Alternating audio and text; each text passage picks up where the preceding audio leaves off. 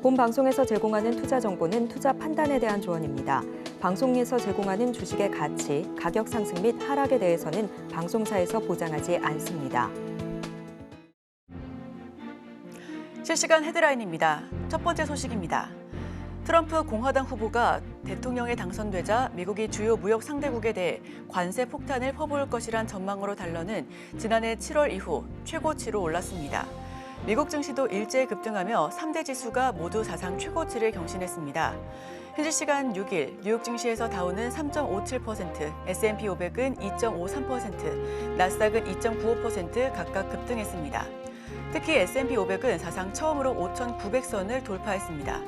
트럼프의 관세 폭탄으로 인플레이션이 상승할 것이란 우려로 10년 만기 국채 수익률은 4.45%까지 급등했습니다.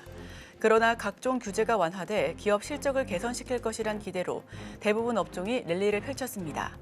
두 번째 소식입니다. 스스로를 비트코인 대통령이라 칭하던 도널드 트럼프 공화당 대선 후보의 당선이 확정되면서 비트코인이 7만 6천 달러를 돌파했습니다. 비트코인은 트럼프의 당선 효과로 고공행진을 이어가며 하루 만에 사상 최고가를 갈아치우고 대선일인 전날 사상 처음 7만 5천 달러를 돌파한 이후 상승하며 최고가를 경신했습니다. 트럼프 당선인이 이번 대선 기간 미국을 가상화폐 수도로 만들겠다고 밝히는 등 가상화폐의 친화적인 행보를 보이면서 시장에서는 가상자산에 대한 규제 완화 등을 기대하고 있습니다. 세 번째 소식입니다. 트럼프 승리로 달러가 강세를 보이자 국제유가는 소폭 하락했습니다. 6일 오후 3시 30분 현재 뉴욕 상품거래소에서 WTI 선물은 전 거래일보다 0.13% 하락한 배럴당 71.90달러에 거래가 되고 있습니다. 브렌트유 선물도 0.49% 하락한 배럴당 75.16달러를 기록했습니다. 국제유가는 한때 2% 이상 급락했었는데 달러가 강세면 달러로 거래되는 국제유가의 특성상 다른 통화를 사용하는 나라들의 수요를 제한시키기 때문입니다. 트럼프 당선 직후 국제유가는 2% 이상 급락했습니다. 중동 긴장 우려가 다시 고조되며 낙폭을 제한했었는데 이에 따라 국제유가는 소폭 하락에 그친 것으로 보입니다. 마지막 소식입니다. 미 공화당 대선 후보 도널드 트럼프 전 대통령의 승리가 확정된 현지 시간 6일 테슬라 주가가 장중 15% 넘게 급등했습니다. 일론 머스크 테슬라 최고 경영자가 트럼프 대통령의 당선에 1등 공신으로 꼽히면서 테슬라의 향후 사업이 도약할 수 있을 것이란 기대감이 반영된 것으로 풀이되고 있습니다. 52주 신고가를 경신하기도 했는데요. 지난해 7월 19일 이후 약 1년 4개월 만에 최고치입니다. 올해 연중 주가 수익률은 15% 수준으로 급등했습니다. 테슬라의 주가는 대선 당일인 전날에도 3.5% 상승하며 트럼프 후보의 당선 가능성에 대한 투자자들의 기대감을 반영했습니다.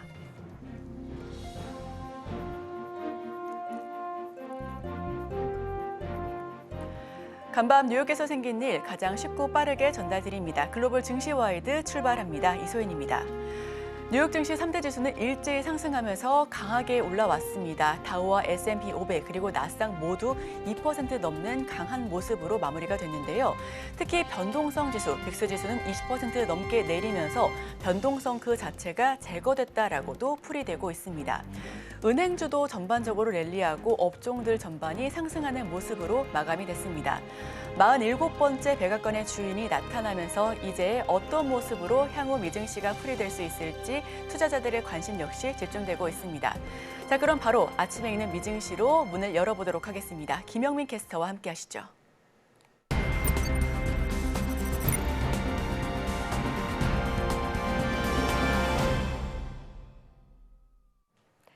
아침에 읽는 어젯밤 미증시 이야기 종목 브리핑 시작합니다. 새로운 백악관의 주인이 생각보다 일찍 정해졌습니다. 도널드 트럼프 전 대통령이 제47대 미국 대통령에 당선이 되며 백악관으로 복귀하게 됐는데요.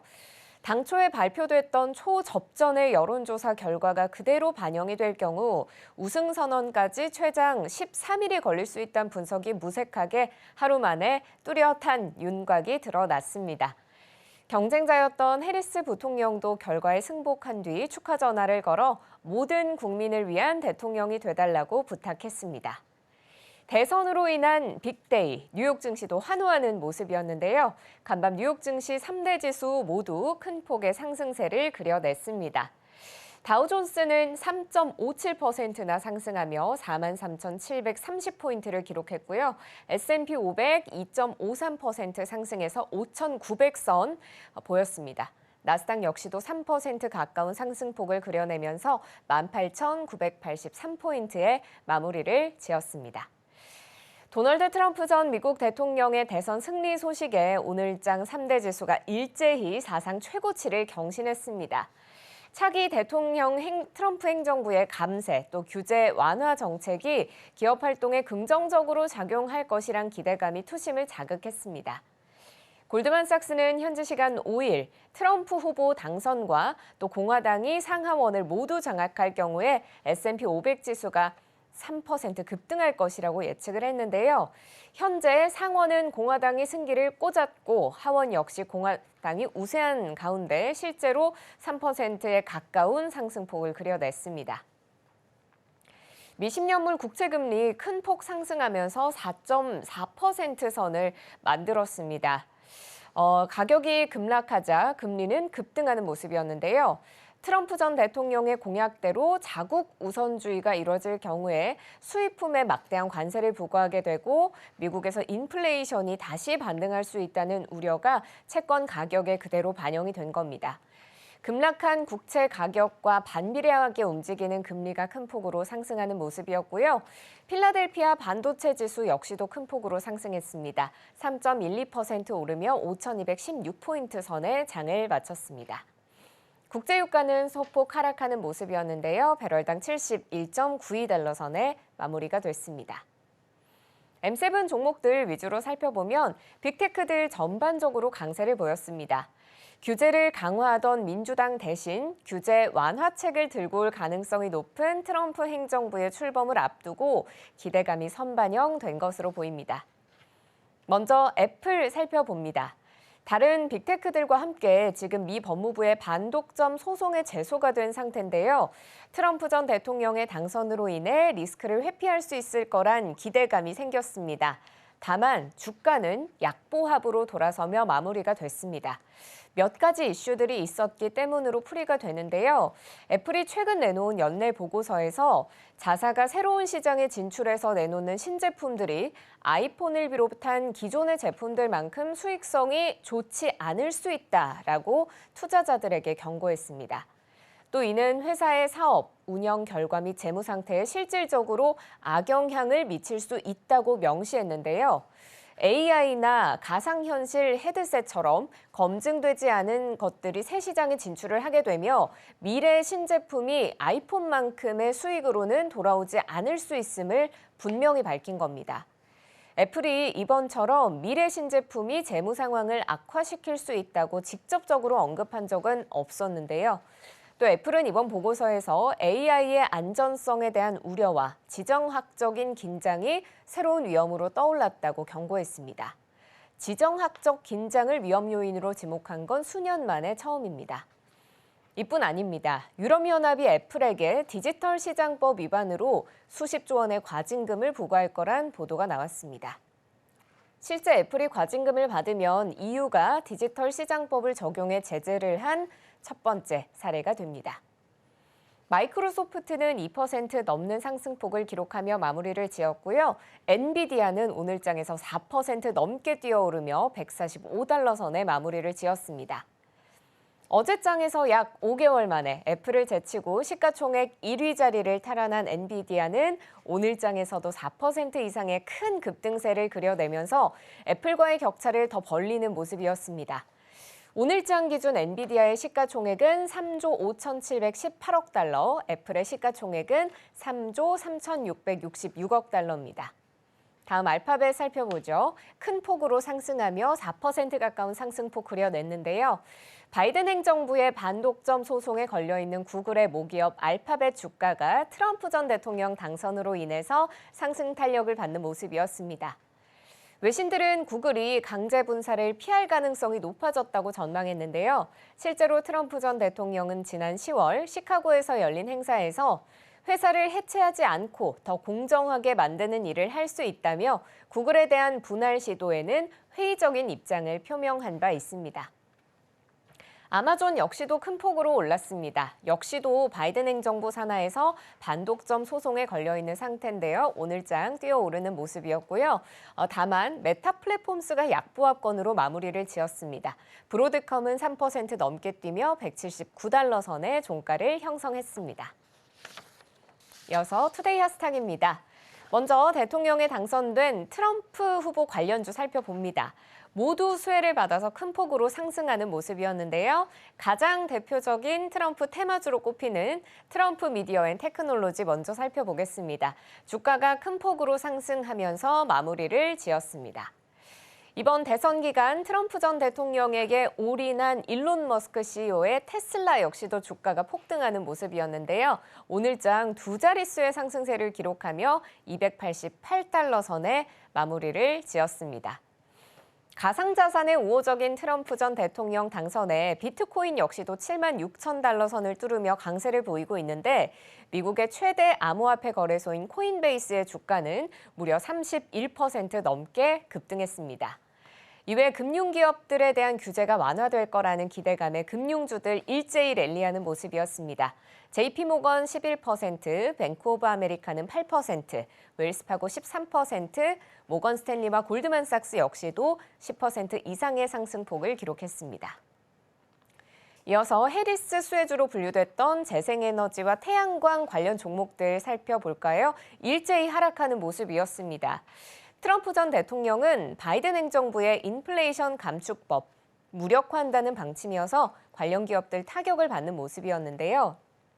세계 최대의 수소업체 플러그 파워가 무려 22% 넘는 하락폭을 그려냈고요.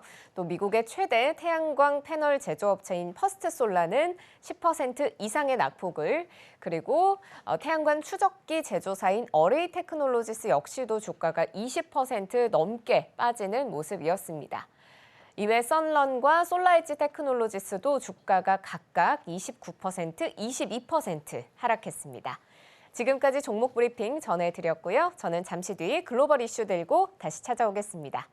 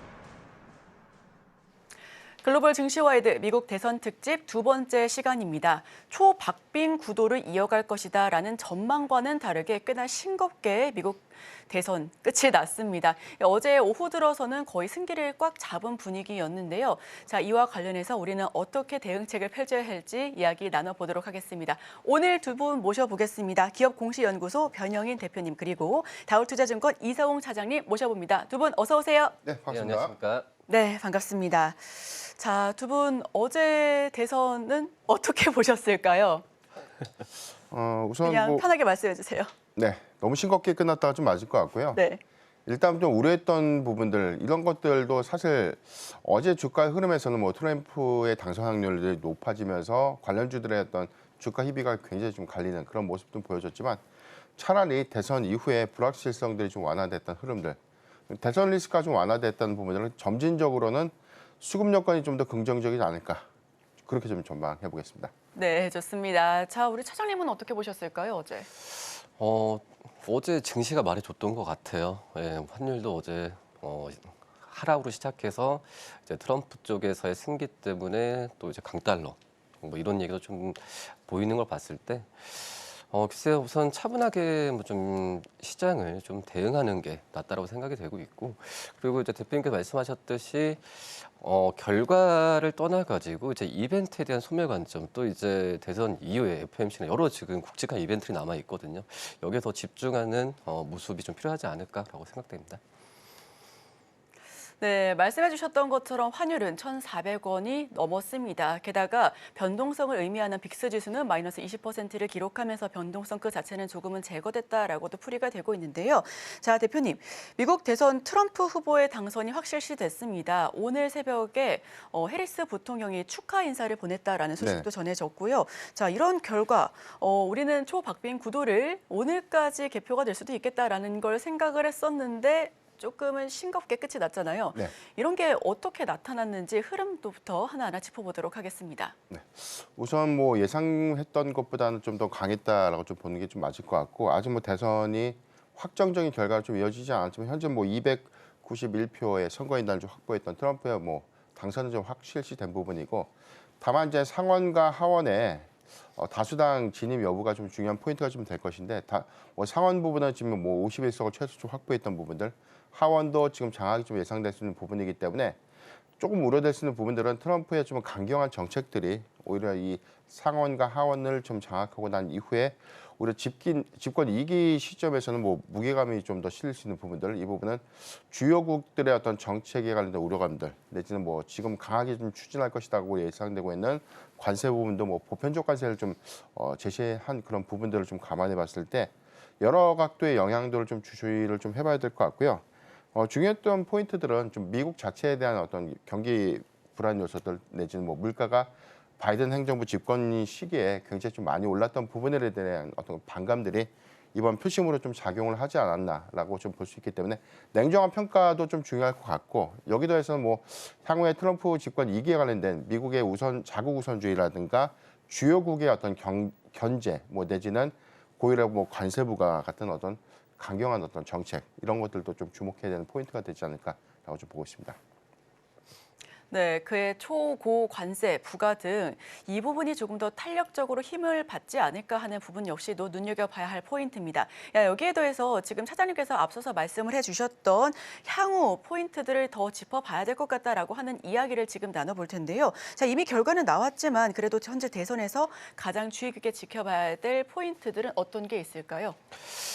우선 뭐 대선만 생각한다고 한다면 저는 이제 그전에는 이제 미국 대선이 끝났을 때 이렇게 좀 표 차이가 좀 심하진 않을 거라고 좀 생각을 하면서, 원래는 대부분 그전에 대선했을 때 이제 패자 쪽에서 이제 그 인정 연설 같은 걸 원래 했었는데, 그래서 원래 이번에 그 대선 때 이제 해리스가 바로 이제 연설 뭐 인정을 했죠. 뭐 그렇기 때문에 이 트럼프 쪽에서의 공약이나 이쪽에 더 이제 집중이 되는 그런 상황이고, 뭐 소송전이나 이런 부분까지도 지금 얘기가 안 나오고 있는 그런 상황이에요. 뭐 그렇기 때문에 이 트럼프 쪽에서의 이제 공약에 대한 이행 부분은 더욱더 이제 주의 깊게 바라봐야 되는 그 생각이 들어서, 우선 대선만 본다고 하면은 이제는 해리스 쪽에 대한 어떤 공약이나 이런 부분을 좀 머릿속에 지워야 되는 게 맞지 않을까라고 좀 생각이 좀 되고 있습니다. 네, 트럼프 후보자에서 이제 당선인이 굉장히 유력한 상황 속에 해리스 관련주로 언급이 됐었던 수혜 섹터들은 이제는 머릿속에서 지워야 하지 않을까라는 의견까지 들어봤습니다. 자, 트럼프 후보의 당선 기정사실화된 것 같은데, 자, K 반도체 향방에 대해서 궁금하신 분들 굉장히 많으실 것 같습니다. 어제도 저희 방송에서 나와주셨던 두 분께서 공통적으로 찝어주셨던 거, 반도체 봐야 한다라는 이야기를 해주셨는데, 자, 대표님, 네. K 반도체 향방에 대한 궁금증이 커져가고 있습니다. 일각에서는 AI 발전이 더욱더 크게 이루어질 것이다라고 하는 부분도 있는데, 또 일각에서는 거품론 역시 함께하고 있다 보니까 자, 이 부분에 대해서는 어떤 영향을 미칠지 풀이 부탁드립니다. 네. 우선 트럼프 대통령의 어떤 당선 이후 이 부분에 관련된 직접적인 영향은 단기적보다는 내각 구성 이후 그리고 정책이 현실화되는 시점에 대한 영향도가 좀 더 클 것이다라고 좀 보여지고 있고요. 다만 좀 이 트럼프가 좀 강경하게 좀 이야기했던 부분들에 대한 포인트, 뭐 TSMC에 관련돼서도 있었고 칩스법에 관련된 부정적인 인식이 좀 강한데 반도체 보조금에 대해서는 부자 나라에 왜 지원을 해줘야 되는가라는 어떤 그런 메시지들을 좀 감안해봤을 때는 칩스법에 대한 대대적인 뭐 폐지나 축소는 좀 어렵겠지만 전편적인 어떤 이 지원 방식에 대한 변화는 좀 있지 않을까라고 하는 그런 포인트들은 다소 좀 우려스러운 부분들이기 때문에 해당된 영향들은 좀 중장기 관점에서 주목을 좀 해봐야 되는 포인트가 좀 되지 않을까라고 볼 수 있겠고 긍정적인 측면에 대해서는 뭐 AI 관련돼서 규제를 완화하겠다라고 좀 밝혔던 부분 이 부분은 AI 규제가 사실 일정 부분에 관련된 이 기술 고도화를 제한시키는 좀 요인이었는데 이 부분을 좀 완화시키는 그런 기조라는 것은 오히려 AI 모멘텀들이 비교적 더 견조하고 더 장기화될 수 있다는 어떤 긍정적인 모멘텀 관점에서는 뭐 반도체 섹터에 오히려 좀 수혜가 될 수 있는 요인들이 작용될 수 있기 때문에 저는 뭐 이런 부분을 좀 긍정적이다라고 볼 수 있고 두 번째 포인트는 지금 바이든 행정부에 이어서 중국에 대한 규제가 조금 더 좀 강화될 수 있는 그 기조가 바이든 행정부 때보다도 더 강화될 수 있는 그런 움직임들을 좀 주목을 해봐야 될 것 같은데 해당된 영향도가 단순하게 중국 규제에 관련된 반사 수혜만 좀 볼 것이 아니라 중국을 규제하는 데 있어서 동맹국들에 대한 규제를 좀 동참하거나 동조시킬 수 있는 압박들 이런 것들이 있다면 만약에 한국의 대중국 뭐 반도체 장비의 수출이라든가 소재 사업 부분에 대해서는 이게 좀 악재가 될 수 있는 요인들도 있다라고 볼 수 있기 때문에 무조건 다 좋다라기보다는 해당되는 뭐 영향도에 따른 어떤 차이가 좀 있지 않을까 그렇게 좀 전망해 보겠습니다. 네, 우선 도널드 트럼프 전 대통령 같은 경우는 칩스법에 관련해서 굉장히 부정적인 입장을 내포해 왔습니다. 보조금 지급에 대한 반대 역시도 계속해서 표방해 왔었고요. 관세를 통해서 국내 생산을 유도하고 있다라는 점, 다만 이 반도체 산업 그 자체에 대해서는 그래도 긍정적으로 평가하고 있다라고 말씀해 주셨다는 부분까지도 참고해 주시면 좋겠습니다. 자, 그렇다면 중국에 관련해서는 우리 차장님께 한번 여쭤봐야 될 것 같은데 트럼프 당선에 따라 미국의 중국 옥죄기, 즉 중국 대리가 더 가속화될 것이다라고 하는 의견이 많습니다. 이에 대해서 어떻게 보실까요?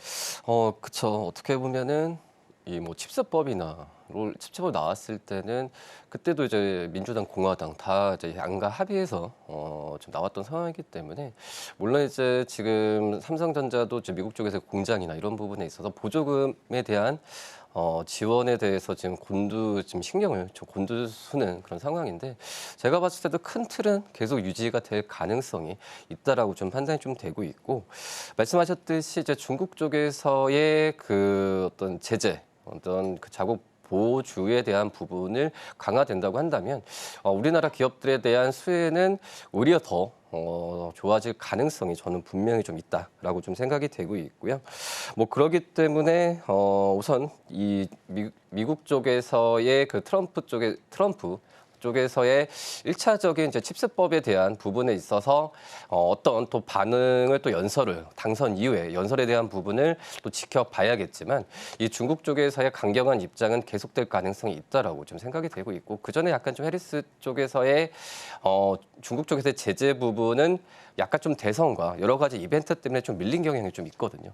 그런 부분이 다시 강화된다고 한다면 우리나라가 어떻게 보면 이 밸류체인 쪽에서도 봤을 때도 한 발짝 더 견고해질 가능성이 미국과 있지 않을까라고 좀 생각이 되고 있어서 우리나라 특히 이제 우리나라뿐만 아니라 미국의 반도체 기업들 같은 경우에도 수혜를 볼 가능성이 굉장히 커요. 뭐 그렇게 된다면 뭐 인텔도 그렇고 그동안에 약간 좀 소외됐었던 우리나라 이 중국과의 어떤 격차에 대한 부분은 좀 좁혀질 수 있는 가능성이 좀 크지 않을까라고 좀 판단됩니다.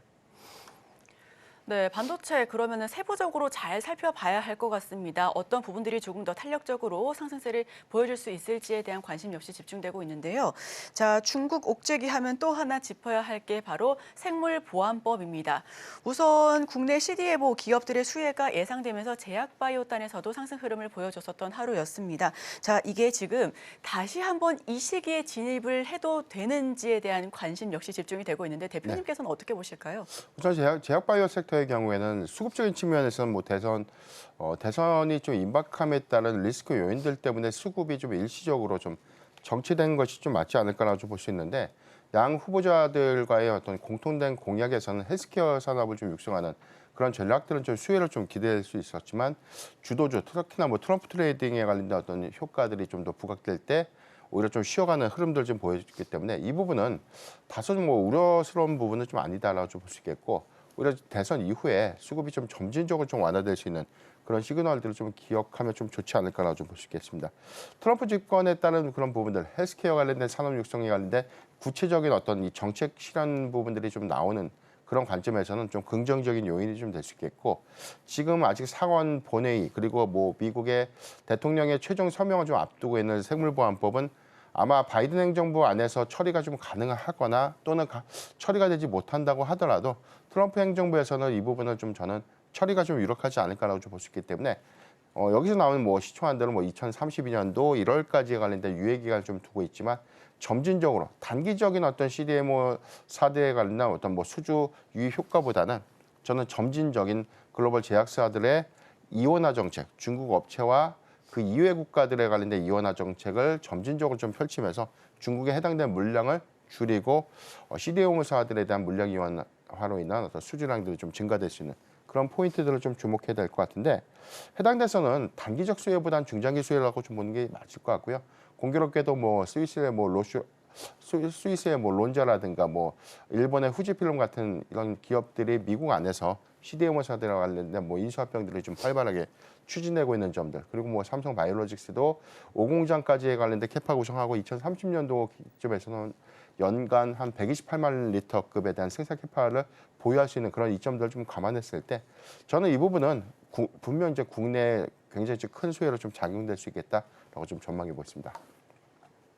네, 국내에 굉장히 긍정적으로 작용을 할 수 있겠다라는 말씀을 해주셨는데요. 자, 그럼 여기에 더불어서 조금 더 좀 들어가 보도록 하겠습니다. 종목에 대한 이야기도 굉장히 궁금한데, 그렇다면 지금 대표님께서 눈여겨보시는 제약바이오 그리고 CDMO 쪽으로 이 종목 참 괜찮겠다라고 하는 그런 종목 있을까요? 가장 큰 수혜로 좀 예상되는 기업은 뭐 단연 뭐 삼성 바이오로직스가 좀 될 것이고요. 네. 일단 뭐 2분기에 이어서 3분기에 관련된 실적 기조들, 이 부분은 향후에 4공장 선수주 물량 반영 효과들, 그리고 내년도 5공장에 관련된 가동 부분도 선수주 물량을 이미 확보된 상태에서 수주와 잔량들이 좀 더 증가될 수 있는 부분들은 굉장히 실적의 기대 요인으로 좀 작용될 수 있겠고요. 중소형주 단에서는 뭐 바이넥스라든가 뭐 ST팜 같은 종목들에 대한 수혜로 좀 이어질 수 있는데, 전반적인 어떤 이 향후의 외형 확장 관점에서는 삼성 바이오로직스가 좀 원픽이 좀 되지 않을까라고 볼 수 있겠습니다. 다만 우리가 제약바이오의 경우에는 성과가 좀 입증되거나 실적을 좀 수반하는 그런 기업들에 관련된 수혜는 우리가 주가의 어떤 상승 탄력도라든가 수급 유입 효과가 좀 제한적인 그런 모습들 보여줬는데, 이런 관점에서는 뭐 지금 뭐 유한양행이라든가 알테오젠 같은 뭐 내년도에 대한 임상 성과가 좀 예상되거나 추가적인 로열티 기대 수입들이 좀 예상될 수 있는, 실적과 좀 연동될 수 있는 기대감들이 좀 남아 있는 그런 기업들도 계속해서 좀 관심 가질만 하지 않나라고 좀 말씀드렸습니다. 일단은 대장주와 그리고 내년도 실적이 기대되는 종목들 위주로 살펴보면 좋겠다라는 말씀을 더 들어봤습니다. 자, 이제 차장님께 여쭤보도록 하겠습니다. 미국 대선 이후의 변동성이 완화될 것 같지는 않을 것 같다라는 느낌이 되고 있는데, 그중 하나가 바로 환율입니다. 우선은 어제 결국은 1,400원을 뚫어냈습니다. 네. 일단 해리스 후보가 될 것이다라는 쪽에서는 환율이 낮아질 것이다. 그리고 트럼프 전 대통령이 될 것이다라고 하는 부분에 베팅하는 데에 대해서는 1,400원을 뚫을 것이다. 그러니까 강달러 이어갈 것이다라는 이야기가 있었는데, 자, 그렇다면 우리는 외국인 수급적인 측면에서는 어떻게 봐야 될까요? 우선 단기적으로 이제 환율에 대한 상승 부분은 외국인들의 뭐 이탈에 대한 부분도 있을 수는 있겠지만은 뭐 전체적인 어떤 경제 상황이나 여러 가지 면에서 봤을 때는 약간 좀 단기적일 확률이 굉장히 높다라고 좀 생각이 되고 있고, 근데 이제 중요한 부분은 이 단기적인 어떤 환율에 대한 상승이 아니라 이제 트럼프 대통령이 이제 뭐 감세 정책이나 이런 부분을 했을 때 환율로 이어지는 그런 상황은 이제 계속해서 지켜봐야 된다라고 좀 생각이 되고 있고요. 역시 뭐 감세 정책을 하고 이제 이 어떤 국채나 이런 부분의 발행을 계속 하게 된다고 한다면 금리나 환율에 대한 부분은 통화 정책은 우리나라 어떤 증시 전체적인 수급 방향에서는 좋지는 않겠지만, 역시 이제 환율에 대한 상승세를 보여주었을 때는 우리나라 그 수출주들에 대한 기업들의 수혜 부분은 분명히 예상된다고 판단되고 있거든요. 우리나라 기업들 같은 경우에도 이 대부분의 시가총액 상위 종목들이 수출주 위주로 되는 상황으로 본다고 하면은 오히려 환율의 상승이 중장기적으로 봤을 때는 뭐 수급적 영향 미치겠지만 기업들의 실적에 대한 부분은 플러스로 될 가능성이 좀 있지 않을까라고 좀 판단이 되면서 근데 뭐 변동성은 좀 나올 가능성이, 그러니까 환율이 얼마만큼 오르고 다시 한번 조정받냐에 따라서 증시 부분은 변동성은 피할 수는 없다라고 지금 생각되고 있습니다. 네, 우리나라 수출 기업들에게는 그래도 우호적일 것이다라는 그런 이야기를 해주셨는데, 자 그렇다면 상반기에 굉장히 수출이 좋았었던 뭐 조선이나 방산 그리고 화장품 이런 쪽에 대해서는 추가적인 코멘트가 있으실까요? 우선은 이제 방산 쪽에서 지금 이제 그 전에 트럼프의 어떤 트레이드 수혜주라고 할 수 있는 종목들 같은 경우는 계속해서 좀 관심을 가져야 되는 게 맞다라고 좀 생각이 되고 있고, 근데 이제 중요한 부분 같은 경우가 앞서서 이제 제약바이오 업종을 좀 얘기를 했지만 이 제약바이오 쪽은 트럼프 대통령도 그렇고 해리스 쪽도 그렇고 두 공약에 대한 부분에 있어서 수혜를 받을 종목이라고 좀 생각이 되고 있거든요. 뭐 그런 점에서 제약바이오 업종을 좀 관심 있게 좀 계속 봐야 되는데, 이 트럼프 대통령도 결론은 이제 의료비 쪽을 좀 아껴야 된다라는 의견이 좀 많았었거든요. 근데 의료비를 아끼는 부분은 어떤 이 정책이라기보다도 이 제너릭, 그러니까 뭐 바이오 시밀러 쪽에서의 복제약에 대한 부분으로 있어서 의료비 지출을 좀 경감시키는 방향 쪽으로 많이 얘기를 했었기 때문에 우리나라 이제 바이오 어떤 시밀러 기업들에 대한 수혜 부분은 확실하게 유지되지 않을까라고 좀 생각이 되고 있고요. 미국 쪽에서도 FDA 어떤 승인받은 이 바이오 시밀러 이 품목 같은 경우가 미국 다음으로 우리나라가 제일 많거든요. 뭐 그렇기 때문에 어떤 이 바이오 시밀러, 특히 이제 뭐 중국 쪽을 대신해서 할 수 있는 선택지가 미국도 많지 않은 상황에서 우리나라 기업들에 대한 어떤 수혜 부분은 이루어질 가능성이 좀 있지 않을까라고 좀 생각이 되고 있고, 또 이제 뭐 방산 쪽 같은 경우에는 증액이나 이런 부분보다도 트럼프 이 당선자가 미국 그 유럽을 중심으로 나토나 이런 부분에 있어서 이 방위비를 계속 올리라고 또 이제 달라고 하는 요구 금액이 커질 가능성이 좀 있다라고 지금 판단되고 있거든요. 그렇기 때문에 우리나라 기업들이 유럽 쪽에서의 진출해서 수출하는 그 금액 같은 경우에는 더욱더 올라갈 가능성이 좀 있기 때문에 저는 제약바이오 그리고 방산 뭐 이런 쪽에서의 그 기업들은 계속 관심을 가져가야 되는 게 맞지 않을까라고 좀 판단됩니다. 네, 우리나라 제약바이오와 방산 쪽 기업들은 계속 끌고 가는 전략을 취해 주셨습니다. 자, 대표님께 하나 더 여쭤보고 싶습니다. 트럼프 당선인 내가 당선되면 24시간 내 전쟁 종결하겠다라는 이야기를 했었는데, 그렇다면 러우 전쟁 그리고 가자지구 전쟁이 정말로 종결될 건지 어제 재건주도 좀 움직였었거든요. 네. 재건주의 향방에 대해서는 어떻게 보실까요? 저는 일단 뭐 일부는 좀 세론 효과에 대한 수급 변동을 좀 경계를 좀 해야 될 것 같다라고 볼 수 있는데, 뭐 종전이라든가 이 부분이 미국의 단순 개입이라고 해서 바로 좀 이루어질 수 있는 측면들은 좀 아니기 때문에, 그리고 좀 과거 트럼프 집권 일기 초기 뭐 특히나 트럼프가 2016년도 당선 이후에 강경했던 메시지와는 좀 다르게 정책도 비교적 색깔보다는 좀 완화된 그런 정책들을 좀 펼쳤다는 차이를 좀 우리가 좀 주시를 좀 해야 될 것 같고, 국제 정세에 관해서는 뭐 메시지는 그렇게 좀 냈지만 실질적인 어떤 뭐 군사 지원을 뭐 축소할 수 있는 부분들 내지는 뭐 지원을 뭐 중단하는 그런 이후에 관련된 대응 부분들은 미국만 좀 결정할 수 있는 요인들보다는 뭐 나토 국가들과의 관련된 연계성도 좀 고려를 했을 때 다소 좀 그런 부분들에 관련된 기대 요인들을 좀 조금은 보수적으로 좀 대응해야 되지 않을까라고 좀 판단하고 있습니다. 네, 재건주와 관련해서는 국제 정세에 따라서 보수적인 접근이 더 나을 것 같다라는 말씀도 해주셨습니다. 자, 그의 수혜주, 수혜 자산이라고 불리는 가상자산 이야기를 빼놓을 수가 없습니다. 어제 큰 폭의 상승세를 보였고 정말 연내 2억 원을 돌파하는 게 아닐까 하는 그런 기대감도 불러일으키고 있는데요. 그에 따라서 어제 가상자산 관련주 역시 일제히 랠리하는 모습을 보였습니다. 갤럭시와 머니트리는 23% 넘게 올랐고요. 그리고 T사이언티픽은 16% 급등 세를 보이면서 장을 마무리했습니다. 차장님께 여쭤보도록 하겠습니다. 많은 전문가님들께 여쭤보면 차라리 이 관련주 말고 비트코인 그 자체 투자하는 게 낫겠다라는 말씀도 해주셨는데, 차장님께서는 지금 당장 비트코인 직접 투자라든지 관련주 흐름은 어떻게 바라보고 계실까요? 글쎄 뭐 트럼프 일기 때 본다고 하더라도 이 관련 종목들은 올라갔지만은 결국은 이제 그 부분이 약간 이 어떤 테마로 끝났다는 게 증명이 됐던 상황이었거든요. 뭐 실질적으로 본다고 하더라도 이제 가상 자산 쪽에서 뭐 비트코인에 대한 직접적으로 연관돼서 수익을 잡히는 기업들은 저는 거의 없다라고 지금 생각이 되고 있고, 오히려 말씀하셨듯이 뭐 비트코인에 대한 활성화나 이런 부분을 본다고 한다면 비트코인에 대한 상승 부분이 더욱더 어떤 좀 탄탄하게 될 가능성이 크다라고 좀 생각이 되고 있거든요.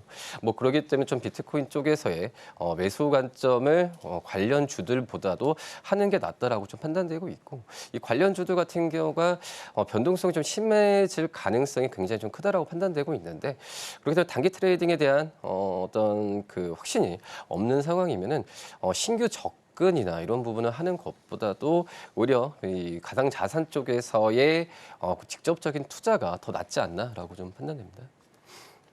네, 가상자산과 관련된 코멘트까지 들어봤습니다. 자, 이제 뗄래야 뗄 수 없는 트럼프 수혜주에 관련된 이야기, 그리고 해리스 관련해서 피해주에 관련된 이야기도 한번 이야기를 나눠봐야 될 것 같은데, 어제자로 다 결정이 났는데 일단 친환경 관련된 섹터들에 관련된 향방 궁금하신 분들 굉장히 많습니다. 해리스 후보자가 우위를 점하는 사전 투표 결과가 있다라고 하는 그 말이 나오자마자 일제히 급등하면서 2차 전지, 리튬, 뭐 친환경, 해상, 풍력 전반적으로 올랐는데 이제는 이 섹터들이 전반적으로 내려가겠구나 하는 그런 우려감도 있는데, 이와 관련해서는 어떤 의견이 있으실까요? 네, 우선 전에 미국 증시에서도 해당되는 우려감들이 반영되는 모습이 좀 나왔기 때문에 뭐 수소라든가 태양광, 풍력 섹터의 경우에는 사실 트럼프 행정부에 대한 취임 이후에 바이든 행정부의 그린 뉴딜 정책을 과연 좀 폐지하거나 축소할 것인지 이 여부가 좀 중요할 것 같고요. 대체적으로는 그런 부분들은 좀 기정사실화가 좀 되지 않을까. 그렇지만 해당되는 노이즈 이슈가 뭐 작년 하반기부터 계속해서 수급의 위축 요인으로 좀 작용을 했었고, 현재 실적에 관련된 어떤 이 우위보다는 주가의 어떤 낙폭들이 좀 더 심하게 좀 반영됐던 측면들을 좀 고려했을 때 일시적인 어떤 악재 요인을 좀 해소하고 난 이후에 점진적으로는 업황이라든가 실적의 개선 관점에서 오히려 주가가 좀 회복될 수 있는 시그널들을 좀 주목해봐야 될 것 같고요.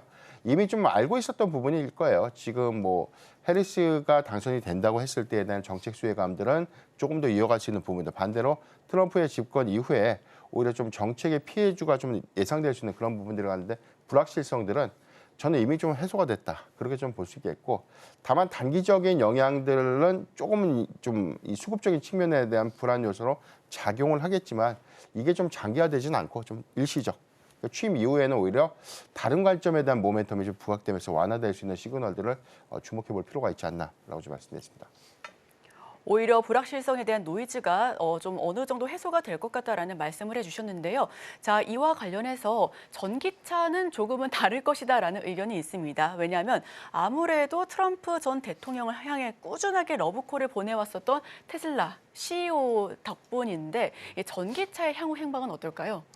트럼프 대통령이 항상 이제 전기차 의무화 정책에 대한 부분에 있어서 항상 부정적인 어필을 했던 상황이기 때문에 뭐 테슬라에 대한 뭐 주가도 좀 상승세를 좀 보여주었는데, 약간 테슬라 쪽과 어떤 전기차와 계속 연관을 시키는 것보다도 어떤 테슬라 쪽에서의 어떤 정책적에 대한 상승이라고 좀 판단이 좀 많이 되고 있거든요. 뭐 그렇기 때문에 중요한 부분은 이제 트럼프 대통령이 이 IRA 폐기를 한 번에 하기에는 좀 힘든 상황은 분명히 좀 있다라고 지금 생각이 되고 있는 상황에서, 근데 하지만은 그 전에 어떤 이 IRA 그 보조금 지급이나 이런 부분을 늘리거나 뭐 다시 한번 어떤 업그레이드 시킬 가능성 거의 없다라고 지금 생각이 좀 되고 있거든요.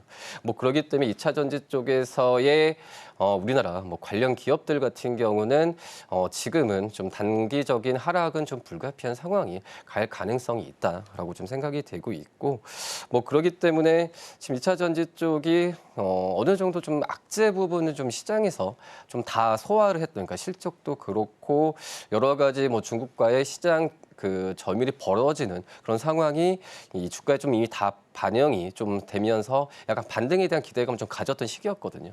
근데 이런 좀 이 국제 그 대외적인 좀 안 좋은 이벤트가 좀 결과가 좀 나와주면서 단기적으로 좀 다시 한번 좀 올라가는 부분에 있어서 제동을 걸릴 가능성이 좀 있지 않을까라고 판단되고 있는데 말씀드렸다시피 여러 이런 트럼프 대통령에 대한 당선에 대한 우려감도 저는 이미 좀 2차 전지 기업들한테는 주가에 좀 반영이 좀 됐다고 생각이 되고 있어서 낙폭이 그렇게 크게 나오지는 않지 않을까. 뭐 단기적인 변동성만 좀 주의를 해야 되는 게 맞지 않을까라고 생각이 됩니다. 네, 이제 마지막 질문 한 분씩께 드려보도록 하겠습니다. 지금 시점에서 미리 선점해야 할 수혜 섹터 두 분께 딱 한마디씩 들어볼 텐데요. 대표님부터 한번 이야기 나눠볼게요. 네, 일단 정책 수혜 관점에서는 이 단기적인 아까 관점에서 세론 효과에 유의되는 트럼프 트레이딩 관련주, 뭐 비트코인 관련주라든가 뭐 재건 관련주들은 단기 차익을 좀 소화하는 과정으로 인해서 오히려 좀 수급 변동을 좀 유의되는 포인트고요.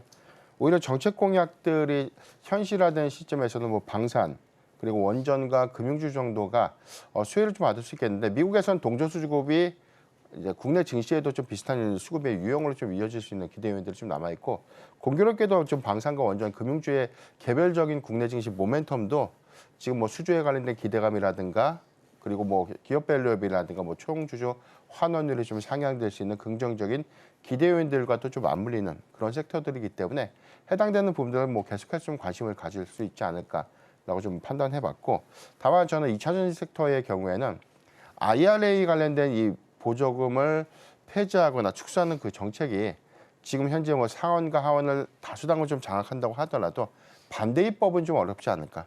반대 입법이 좀 불가능하다는 것은 IRA를 좀 폐지하기는 어렵다는 뜻이 될 것이고요. 다만 해당되는 부분은 리쇼어링 정책들이 좀 본격화되면서 전기차에 관련된 또는 뭐 미국 내 투자 기업에 관련된 보조금에 관련된 세액 공제액들이 자국에 좀 우선하는 어떤 이 보조금 정책에 관련된 또는 세액 공제에 관련된 정책으로 좀 수정되는 그런 요인들을 좀 고려해 보면 2차 전지 섹터는 오히려 좀 기회가 될 수 있지 않을까라고 좀 판단되고 있습니다.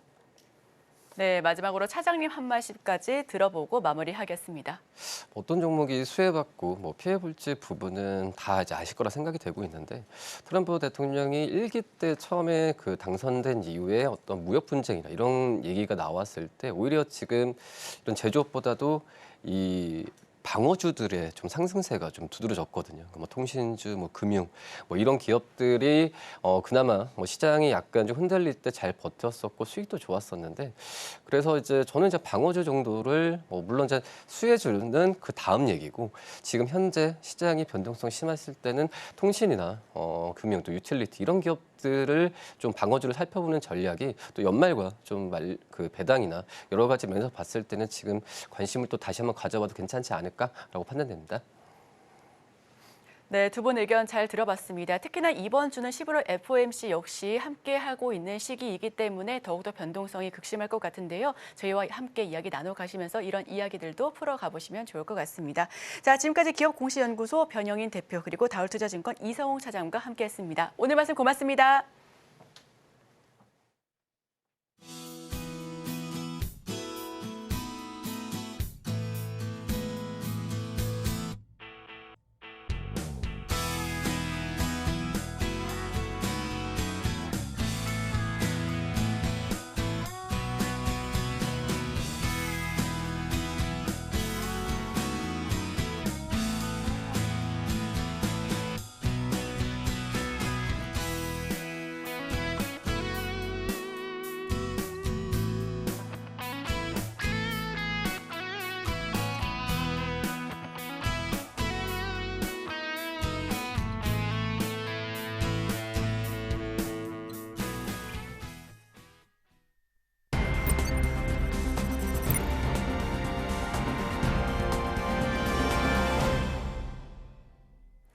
오늘 아침 빼놓을 수 없는 글로벌 이슈 쉽게 읽어드립니다. 아침에 읽는 어젯밤 미증시 이야기 어떤 이슈들이 있었는지 함께 살펴보겠습니다. 첫 번째 소식입니다. 새로운 백악관의 주인은 도널드 트럼프 전 대통령이었습니다. CNN 집계에 따르면 트럼프 전 대통령과 부통령 후보인 제이디 벤스 상원 의원은 미 동부 시간 6일 오전 5시 30분 전체 선거인단 총 538명 중 과반 이상을 확보하며 당선이 확정됐습니다. 트럼프 전 대통령은 6일 오전 2시 30분쯤 자택에 있는 플로리다 팜비치 컨벤션 센터에서 선거 승리를 선언하며 미국민의 감사를 표했는데요. 우리는 우리나라가 치유되도록 도울 것이라고 밝힌 트럼프 전 대통령은 우리는 국경을 고칠 것이며 우리나라에 대한 모든 것을 고칠 것이라고 밝혔습니다. 초박빙 판세로 예상됐던 만큼 경합주 7곳의 결과에도 관심이 쏠렸는데요. 개표 기간 내내 트럼프 전 대통령이 7곳 모두에서 우위를 지키며 승리했습니다. 지난 2020년 대선 땐 초반에 트럼프 후보가 우세했다가 개표 후반 우편 투표에 유리한 민주당의 득표율이 증가하는 이른바 붉은 신기루 현상이 일어났었지만 이번엔 그런 현상조차 없었습니다. 숨겨진 트럼프 지지층인 샤이 트럼프의 표심이 예상을 뛰어넘었다는 평가입니다. 다음 소식입니다. 상하원 선거도 함께 치러졌는데요. 백악관에 이어 공화당이 의회 권력까지 장악할 가능성이 커지고 있습니다. 이미 상원의 경우에는 확보 의석수 52석을 챙기며 다수당의 지위를 확고히 했는데요. 지난 2020년 대선 때 공화당은 민주당에게 상원 다수당의 자리를 내줬다가 4년 만에 다시 탈환하게 된 겁니다. 총 435석인 하원 선거에서도 공화당은 208석을 확보하며 189석의 민주당을 따돌리고 있습니다. 하원은 과반 이상인 218석을 점하면 민주당의 지위, 다수당의 지위에 오를 수 있습니다. 현재 야당이자 의회에서 상원 소수당, 하원 다수당인 공화당이 이번 선거의 결과로 여당이자 상하원을 모두 점령하는 트라이펙타를 이룰 수 있는 상황을 맞은 겁니다. 이렇게 될 경우 트럼프 전 대통령의 국정 운영 능력은 한층 강화될 것으로 전망됩니다. 다음 소식입니다. 트럼프 전 대통령의 당선으로 달러화가 고공행진하고 있습니다. 트럼프 집권 시 강달러 시대가 될 거란 시장의 관측 때문인데요. 주요 6개국 통화 대비 달러 가치를 나타내는 달러 인덱스가 어제 7월 이후 처음으로 105를 넘어서 4개월여 만에 달러 가치가 가장 높았고요. 원달러 환율은 어제 저녁 1,400원을 넘겼습니다. 비트코인 역시도 사상 최고가를 경신했습니다. 비트코인 대통령이 되겠다라는 트럼프 전 대통령의 당선으로 수혜를 입은 영향인데요. 당선 가능성이 높아질수록 치솟던 비트코인 가격은 결국 7만 6천 달러를 돌파했습니다. 지난 3월에 기록한 전고점을 단숨에 경신한 겁니다. 다음 소식입니다. 이번 미 대선에서 트럼프 후보에게는 든든한 지원군이 있었죠. 바로 일론 머스크입니다. 그는 대선일까지 매일 한 명에게 100만 달러를 지급해 화제가 되기도 했는데요.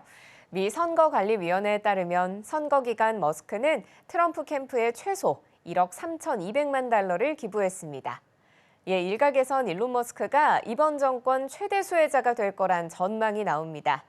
NBC는 기술 억만장자 머스크와 그의 사업 제국은 트럼프 후보가 백악관으로 복귀하면 막대한 보상을 받을 수 있다며 노동법 및 환경보호 규제 완화, 세율 인하, 스페이스X의 정부 계약 확대 등 잠재적인 혜택이 광범위하다고 분석했습니다. 트럼프 전 대통령은 자신이 재집권하면 연방정부에 대한 개혁 권고안을 제시하는 정부 효율위원회를 만들고 이를 머스크에게 맡길 것이라고 공언해온 바 있는데요. 그가 이번 정부에서 어떤 역할을 하게 될지 주목됩니다. 한편 테슬라 주가는 오늘장에서 10% 넘게 올랐고요. 머스크와 관련 있는 것으로 알려진 도지코인도 30% 상승했습니다. 다음 소식입니다. 미국 대통령 선거와 함께 치러진 연방 상원의원 선거에서 민주당 앤디 김 뉴저지주 하원의원이 한국계로는 처음으로 상원의원에 당선됐습니다. 그는 당선이 확정된 뒤 지역구인 뉴저지주 체리힐의 한 호텔에서 기자회견을 갖고 이 순간을 최고의 겸손함을 갖고 접근하려 한다고 밝혔습니다. 그는 또 120년 넘는 한국인 이민 역사에 새 역사를 추가할 수 있어 감격스럽다고 의미를 부여했는데요. 앤디 김은 지난 2021년 의회 난입 사태 당시 혼자 새벽까지 남아 묵묵히 쓰레기를 치우는 모습이 언론에 포착돼 호평을 받은 바 있습니다. 지금까지 아침에 읽는 어젯밤 미증시였습니다.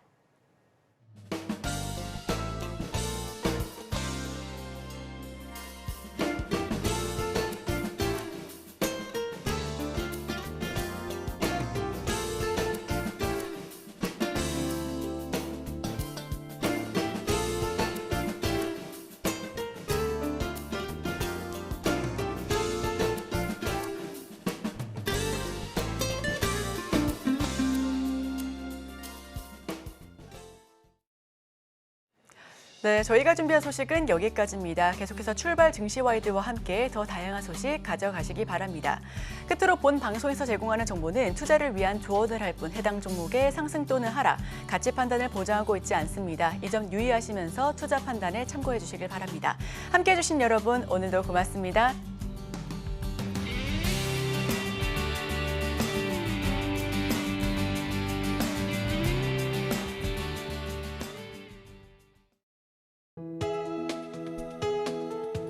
본 방송에서 제공하는 투자 정보는 투자 판단에 대한 조언입니다.